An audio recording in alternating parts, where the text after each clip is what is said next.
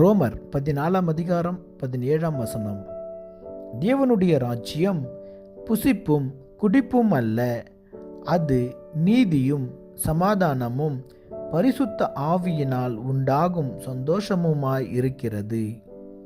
நமது சரீரத்தை ஒழுக்கமாக கட்டுப்பாட்டுக்குள் வைத்துக்கொள்வதால் நாம் தேவனை மகிமைப்படுத்துகிறோம்.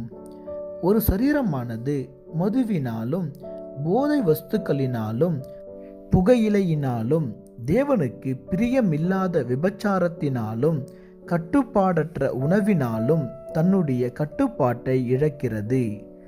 ஆவியின் கனிகளுக்குள்ளே காண்பிக்கப்பட்டிருக்கிற இச்சை அடக்கத்தினாலே தேவனுடைய ஆலயத்தை நாம் கனம் பண்ணுவது போல நம்முடைய சரீரத்தையும் கனம் பண்ண வேண்டும். நமது சரீரத்தை பரிசுத்தமாக வைத்துக்கொள்ள வேண்டும்.